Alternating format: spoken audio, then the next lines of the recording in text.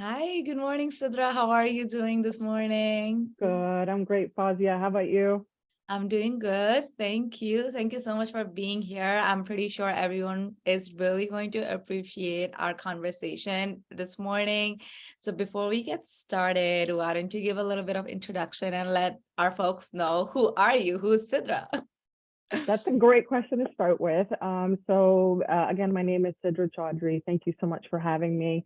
What's the best way to introduce myself? So I'll tell you that I'm a Pakistani American. I was born in Pakistan. I grew up in New York City in Jackson Heights, Queens. So, I have to represent. I have to represent Jackson Heights everywhere I go. So proud New Yorker, native New Yorker. I grew up in New York City, but am very much a product of of a household of just wonderful Muslims, right? I come from a community that is just phenomenal, and I like to think of myself as sort of a product of that community.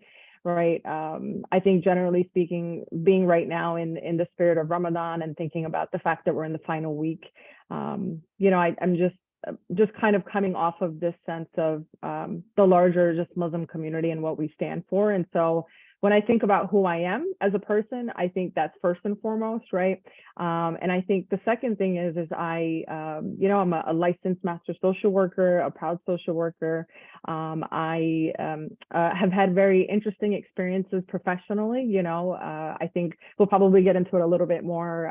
The various directions that I've taken throughout my time as a social worker in the field. But when I think to answer your question, when I think of who I am and when I think about introducing myself, I think ultimately that's what it comes down to, is someone who is very much about supporting, underrepresented, underprivileged populations.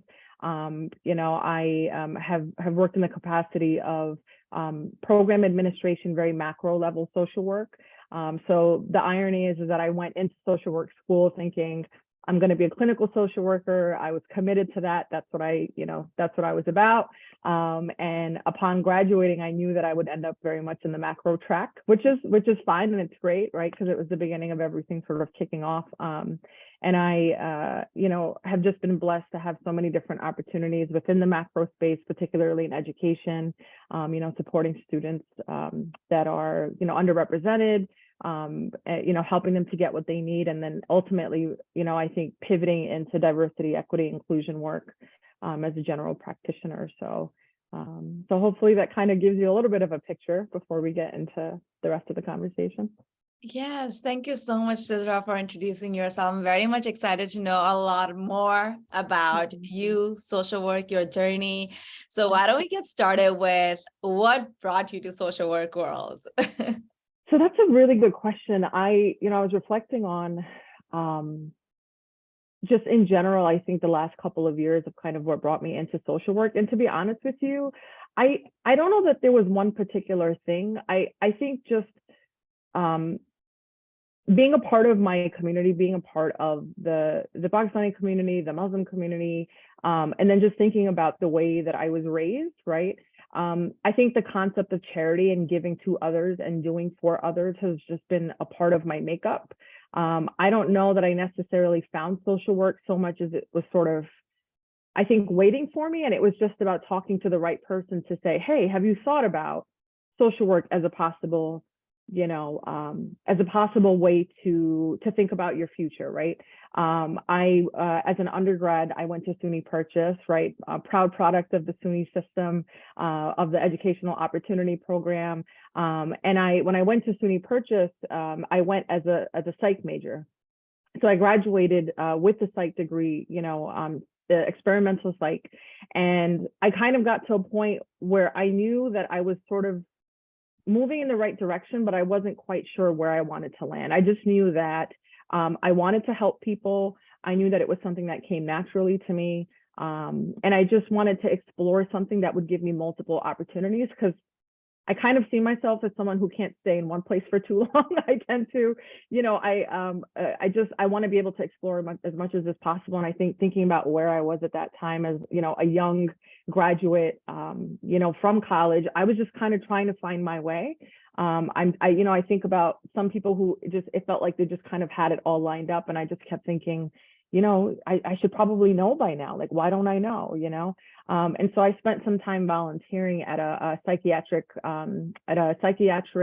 center for young kids after I graduated. And, one of the folks that I worked with there, I really kind of grew to see her as a mentor, said to me, maybe you should think about the possibility of social work as an avenue, because it could open up so many different doors for you. And I had no idea that that was sort of the beginning of all of this. I could not have imagined then, and this was many years ago now, that social work could be this amazing, vast, diverse, and beautiful profession that like really allows you to just explore so many different avenues. Like I just had no idea. So, so I think, I didn't quite, have it all lined up perfectly, but I landed in a space, that I think just made sense for me. And again, I don't believe in coincidences. I'm a very spiritual person, and I really believe that, everything happens the way that it's intended to. And I think that interaction kind of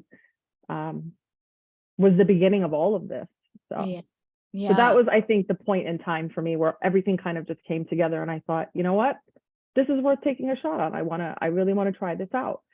And I think the other wonderful thing, because I'll always take any opportunity to plug the Educational Opportunity Program through SUNY, is, this program designed to serve students who come from, very diverse backgrounds. And as a support program really held me up, right? And it gave me an opportunity to think about sort of, what I wanted to do after college. And I think about, I remember reflecting on the fact that I wanted to do something similar to that, the same way that my EOP family gave to me as a student, held me up, centered me, mentored me, provided all these resources and all these, just their time and their love. And I just remember thinking, I want to do that as a job. How do I do that? How do I give back the same way? And so I think that point in time, it all just kind of came together, and being able to be a SUNY student, allowed me to go straight into SUNY Albany for grad school, and I think it just kind of paved the path for me. So that's kind of the beginning. It's I hear a lot about like being able to like figuring it out by yourself, like as you go about life. Right? Another like thing that I wanted to mention, that you are coming from an immigrant household, right? Like not having social workers around, like how was that? Like how was that? So just like navigating through by yourself, not seeing like, oh, okay, maybe I can follow their footsteps, right? Yeah. I mean, to your point, I think it was definitely sort of a break off from kind of the traditional, as a South Asian, there's like those categories, right, of the, the doctors, the engineers, the attorney, right? Like there's this thing, right? Like we all know this, right? As brown people, as South Asians, like there's kind of this unspoken thing. And I think it was an interesting space to navigate, and speaks to the larger just, question that you have about being an immigrant child, right? Coming into America, again, my parents, focused on making sure that we had what we needed, right? That we were able to survive and we were able to be okay. And then I think being the first, person in my family, so the oldest of four girls, right? Navigating all of this for the first time, I think definitely, I don't realize now, looking back, that I really understood kind of the complexity of it. Sitting now, years later, I can reflect on the fact that, wow, like that was a lot to navigate. That was a lot to navigate, to try to figure out, what are my next steps? What makes the most sense? Should I be following my passion, or should I be following, the cash, right? Because it's no secret, that going into social work, you're not necessarily going into it for the money, which hopefully, we're changing, right? As a profession, but historically we are not known for the big bucks, right? And so I think in my mind, I always just followed my passion. As long as I'm following the thing that I know makes me happy, I know I'm going in the right direction. So but absolutely, I do wish, looking back, that I had kind of that level of mentorship for more people that looked like me. You know, it was very inaccessible in some ways, but I think again, through the EOP program, you know, and the people that were around me, whether they look like me or not, it was about, you know, these folks are here to support, these folks are here to help and to hold me and other students up. And so wherever I could find that mentorship, you know, I would ask for more. Yeah. Yeah. Mhm. Awesome. Thank you so much for sharing. And I hope someone else is also out there making the best out of this program. Sounds like a very, very wonderful space to be in, and like a lot of Absolutely. support. Absolutely. Yep. Yep. And it continues to grow. You know, SUNY's Educational Opportunity Program has been around for a very, very long time, continues to be, you know, an integral part of, you know, of our education system in New York. Yeah. Yeah. So how does the social work field look for you now? Can you like talk a little bit about the social work journey? How did you evolve? Oh, that's a heavy one. What do I think of the social work field now? Mhm. Hmm. I think it's an interesting space, right? So what I can tell you is that for all the different opportunities that I have had, right, that I've been blessed to have, I'll tell you one thing: we need social workers at the table in every capacity.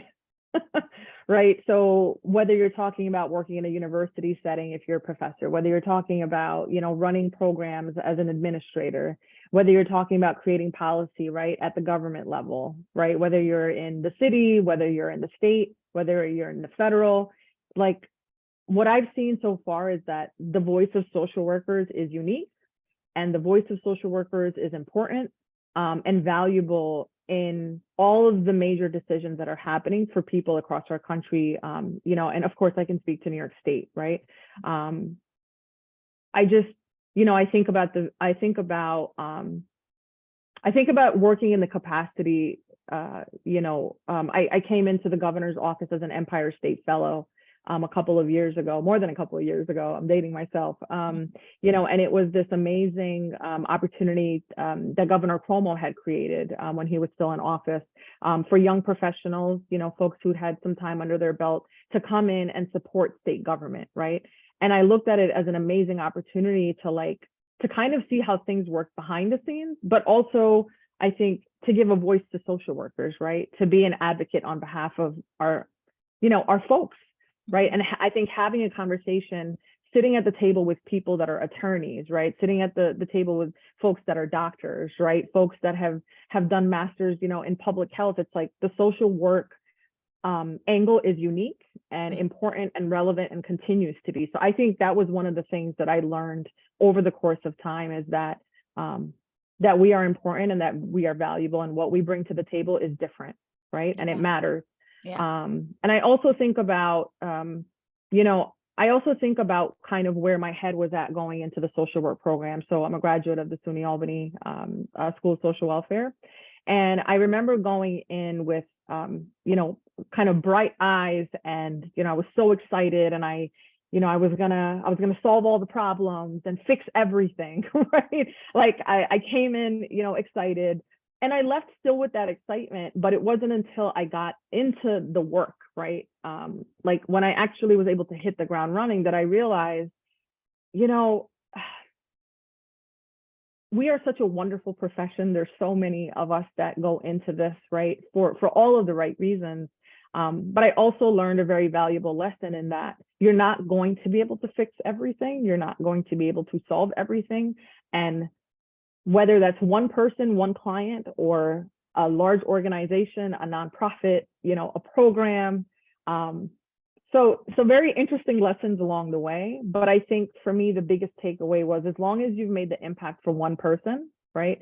So whether you're leading a conversation or you're having a presentation, you're doing a training for 100 people, and if you've managed to help teach one person in that room something, then you've done your job, right? You've done your job. And I think it's a hard reality when you are a social worker who just wants to just come in and just, you know, make that change and just do it right now, right? And you just want to just do the right thing and do right by people. And, you know, I think I had to take a big step back in my journey and recognize that it's okay to have that energy. That passion is what keeps you going, right?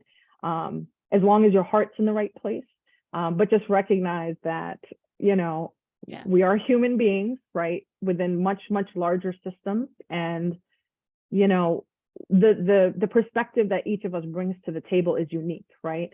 And so that perspective is valuable, and don't lose sight of that, right? So I had to really learn that over the course of, the different jobs, the different, the pivots in the career, and, trying to figure out kind of who am I as a social worker in these spaces, right? So what I think of the social work field now, I think the other side of it is, I think that we have the heart, and I think we have the drive. But I do think that we have a ways to go in terms of, I think, growing, right, as a profession, continuing to mature. I think a lot about things like cultural competence, right? I think about, when I think about my own experience as, a brown person, as a Muslim person, as a Pakistani woman, and I think about, those moments where unintentionally, harm was done by folks that are within the helping professions. So I think about the responsibility and the level of ongoing accountability that has to be put into place for one another, not just, person to person, but on a policy level. It's like, no, like, we have a responsibility to everyone that we serve. We have a responsibility to people that don't look like us, and to do our best to learn about their backgrounds, and to do our best to minimize harm, right? Because there's a lot to be said about that, right? So I'll just pause it on that, because I think, because I don't want to say everything is perfect, because it's not. We're not perfect as a profession. We're not perfect as, I think as a group, but we're slowly trying to move the needle, and that's important. Yes. You said something so important, and I think the key point here is like accountability, right?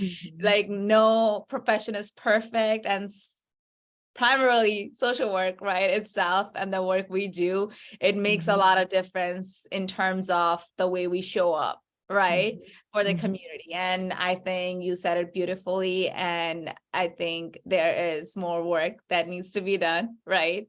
And so like, it's beautiful to see how you really wanted to do like clinical work, and now it comes down to you talking about macro policy and all that with me right now, which is wonderful. Like, how do you, like, where do you see yourself in terms of this macro journey? Do you want to go back in micro setting, or do you prefer to be in macro setting and like make changes at policy level?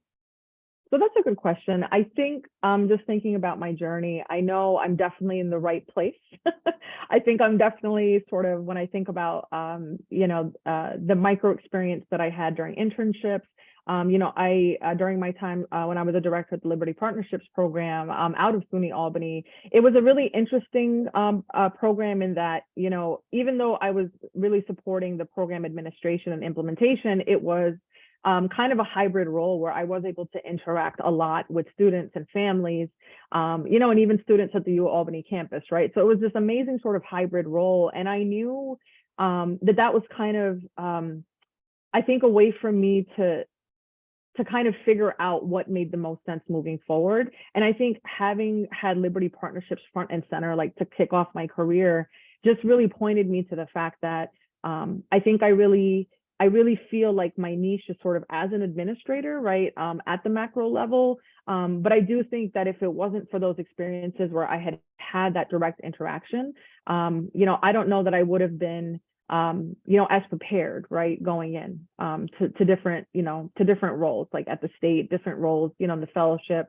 When you talk about making change, it's like, well, we're here to advocate on behalf of, right, other people, right? We are here to advocate on behalf of folks that are, again, these are not numbers. We often talk about data, data points, and it's like, that's great, but these are people, right? And I think if we're going to go out there and make decisions and have an impact and sort of be an advocate on their behalf, then we have to do as much as we can to sort of get, that exposure, right? To really understand sort of how people are experiencing, many of the things that they deal with on a day to day. And so I think having that sort of frontline experience was wonderful. I even did some work right after undergrad with the developmentally disabled population, with that community. And I'm so grateful for that experience, because I feel like it just equipped me, to ultimately kind of move into this macro space. Because every time I think about, putting pen to paper or having a conversation with someone, it's always with that at the forefront of my mind. It's like, no, these are the people we're talking about. These are problems that we're representing. And I think it does a lot of harm to not necessarily have had that, and to sort of make, these kind of large decisions without having a true sense of what's happening on the ground. So yeah. Thank you so much for sharing. And I'm really, really excited to see all the beautiful things you're already doing it in a macro setting. And I think we need more social workers on the macro spectrum of the social work field. Yes, we need more South Asians. I mean, again, I can't speak about, all the Muslims out there, because we come from so many different ethnicities and backgrounds. But, for me as a South Asian, it's like, yes, I would love to see more South Asian representation. I am so honored, honestly, and grateful to just be consistently involved, with the NASW. Like, the New York State chapter is doing such amazing things. Like, I think about the work around, diversity, equity. I think about the work around system, like, we're having real conversations about systemic racism, and to see the diversity of the people that come to the table, right? Like, folks that look like us, but also I think combined with folks that want to learn, is, I don't know, I think for me, it's just it just fills my cup. It keeps just refilling my cup back up. I think the work with the diversity committee, right? So being so both of us are, right, diversity committee members with the NASW, I think kind of pulled me into the space where I recognize, like, I want to be able to take the experience that I've had to date and move it into a space, right? Like, shift from sort of the program administrator education world to the DEI space, right? So that's the space that I currently live in right now, right? So I work for the New York State Justice Center, as a DEI lead for that agency, and there's been such a a drive on, I think across New York State government to really push for DEI related work. And so when I say there's no coincidences, right, I came into the diversity committee for the NASW, having these amazing conversations, seeing other brown women at the table, right? So from that came the South Asian Special Interest Group, because we're sitting here in these conversations just talking about our experience, and we realize, wait a second, there's no space carved out for us.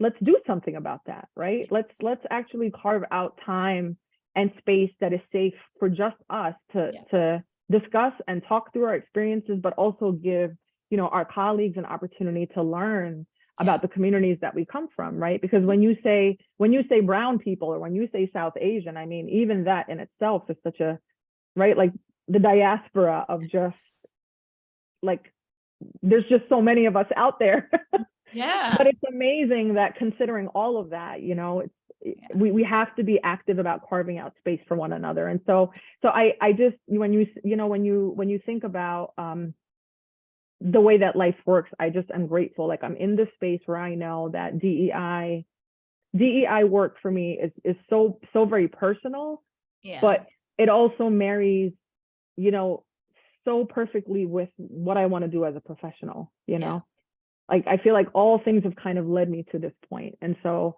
it just makes me excited, because even you and I hosting this conversation, it's like, we're giving people an opportunity to be seen and to be heard and to be felt, right? Like, we are out there.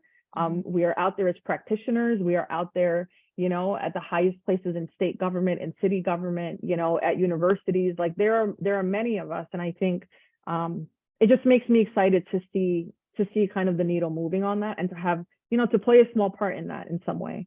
Yeah. It's so beautiful to see the passion you have for this field, passion to be in a macro setting. It truly reflects through all of your responses. And I love it. I love it. And I really want to know what sparks that passion, what keeps you moving forward, what motivates Sidra? That is a good question. What keeps me going? I That's a really good question. It's a beautiful question because it makes me think about, I think it's kind of like maybe a three-parter. I think about kind of where it all started, right? So the sacrifice, like, you understand as a fellow immigrant, right? Like the journey of being an immigrant is ultimately a journey of sacrifice, right? And whether that's sacrifice for your parents, your grandparents, I think it's a level of sacrifice across the board, right? Even those of us growing up as children, right? Children, immigrants in this journey. And so I think about the shoulders of the people, that have held me up, right? I think about those folks, that the shoulders of those people that I stand on, right?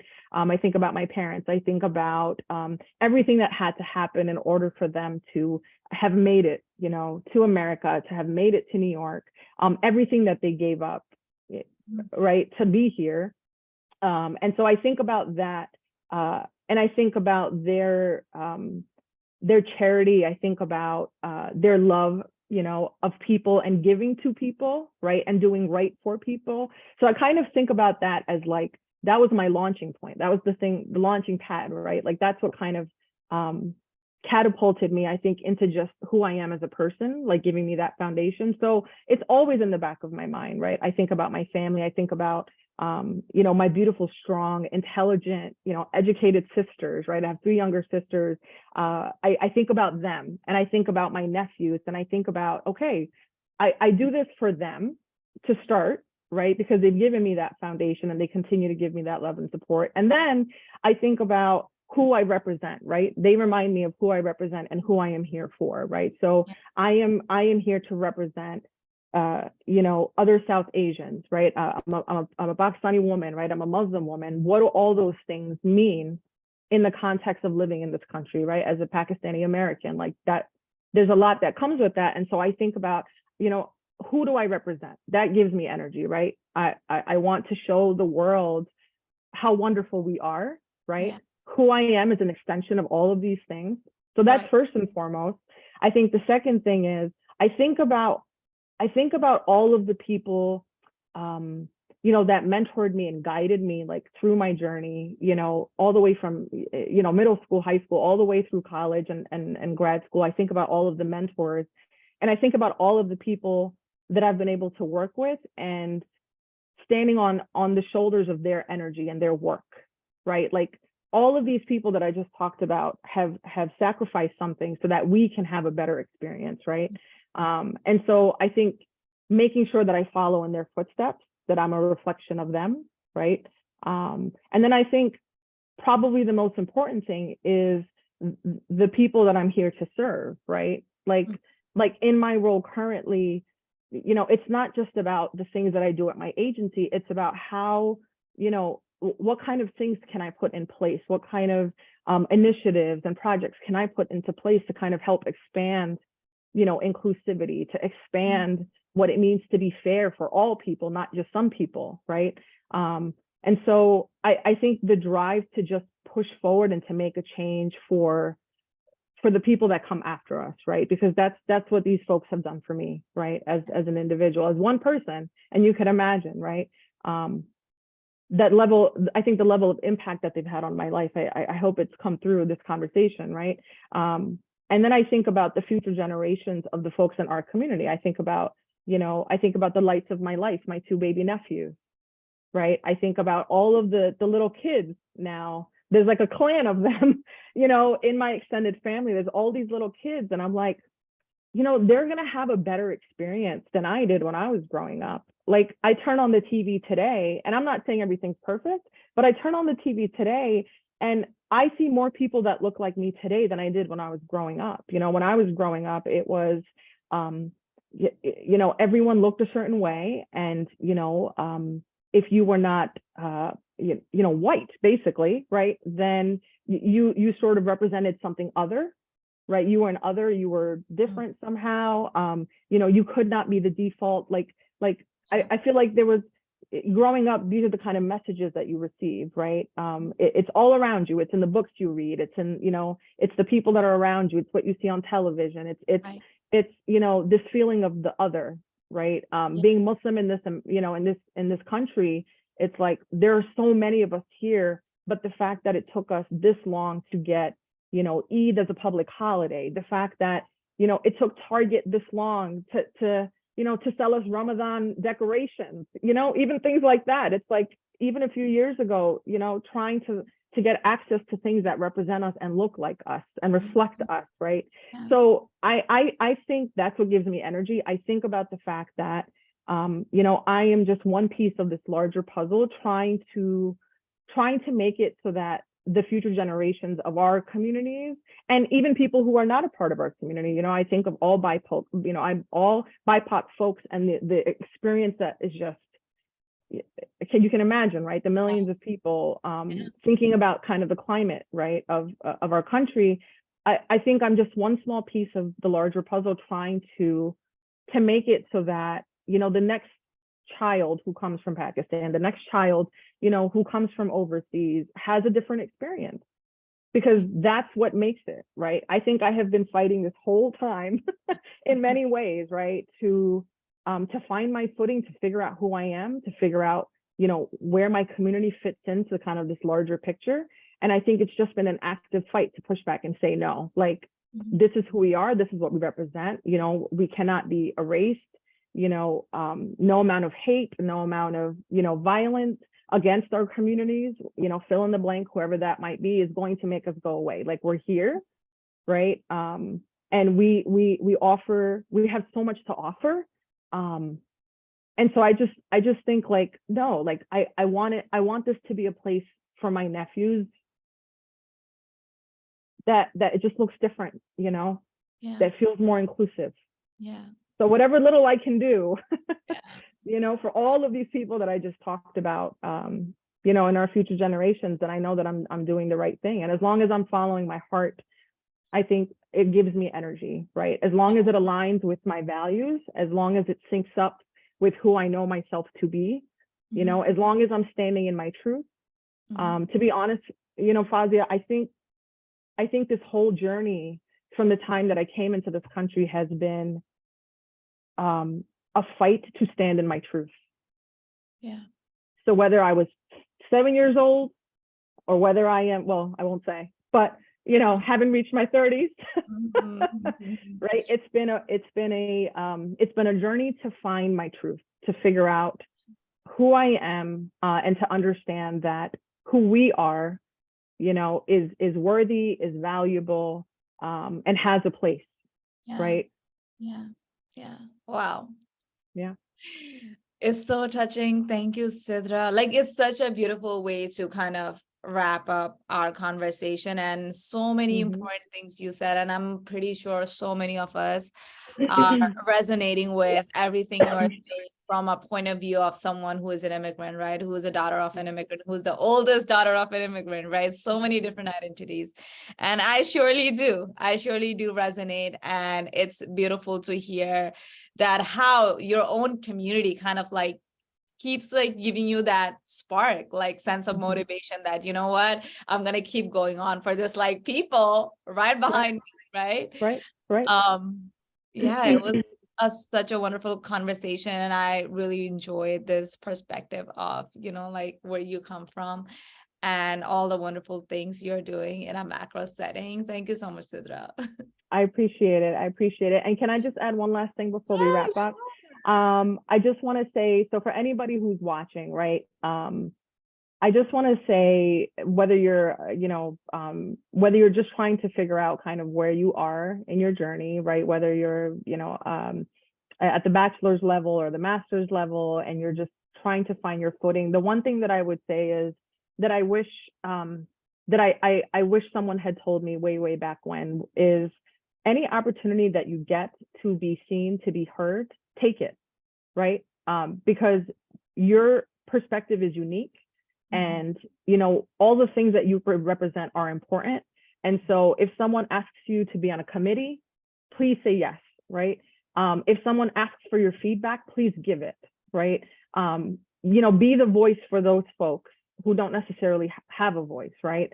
Don't be afraid of your own voice, even though it's very scary, and it's going to get to a time where your voice isn't shaking anymore, right? Because my voice used to shake, right? So your voice might shake, but do it anyway, right? Like be as much as is possible, you know, in these spaces. So if there's any opportunity, student council, student government, all of that, if there's any opportunity, take it, right? If there is a committee and you want to represent, you know, please step up, because that's how you sort of, I think that's how all of us as folks of color, you know, can really just, I think, catapult, right, this journey of like being seen and being heard. So I just want to extend that, because I just wish that someone, you know, had told me way back when, listen, you might be scared, but do it anyway. You know, you might be scared, but your voice is important.